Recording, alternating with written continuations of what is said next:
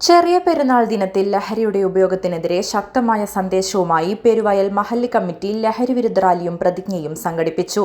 മഹല്ല് പരിസരത്ത് നിന്ന് ആരംഭിച്ച റാലിയിൽ നിരവധി മഹല്ല് നിവാസികൾ പങ്കെടുത്തു. ലഹരിയുടെ ഉപയോഗത്തിനെതിരെ ശക്തമായ നിലപാടെടുക്കുകയും ലഹരി വിമുക്തമായ ഒരു സമൂഹത്തിനായി കൈകോർക്കുകയും ചെയ്യുമെന്ന് റാലിയിൽ പങ്കെടുത്തവർ പ്രതിജ്ഞയെടുത്തു. ഞാനും എന്റെ സമൂഹവും ലഹരിയിൽ വീഴാതിരിക്കാനുള്ള എല്ലാ ശ്രമങ്ങളും ഞാൻ നടത്തുന്നതായിരിക്കും. സംസ്കാര സമ്പന്നവും ലഹരി വിമുക്തവുമായ ഒരു സമൂഹത്തെ പടുത്തുയർത്തുവാൻ എന്റെ എല്ലാ കഴിവുകളും ഞാൻ. മഹല്ല് സെക്രട്ടറി കെ മൂസ മൗലവി പരിപാടിയുടെ പ്രാധാന്യം വിശദീകരിച്ചു. യുവാക്കൾക്കിടയിൽ വർദ്ധിച്ചുവരുന്ന ലഹരി ഉപയോഗം സമൂഹത്തിൽ സൃഷ്ടിക്കുന്ന ഗുരുതരമായ പ്രത്യാഘാതങ്ങളെക്കുറിച്ച് അദ്ദേഹം സംസാരിച്ചു.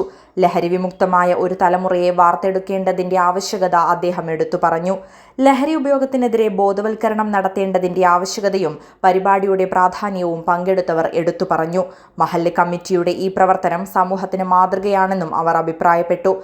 പെരുവയൽ മഹല്ല് ഖത്തീബ് ബഷീർ ബാഗവി, പെരുവയൽ മഹല്ല് president P K Moideen Koya Haji, K Hasainar, Kunhammed Musliyar, K Moideen, P K Muneer എന്നിവർ പരിപാടിയിൽ സന്നിഹിതരായിരുന്നു. ലഹരി വിരുദ്ധ റാലിയിലും പ്രതിജ്ഞാ ചടങ്ങിലും പങ്കെടുത്ത എല്ലാവർക്കും മഹല്ല് കമ്മിറ്റി നന്ദി അറിയിച്ചു.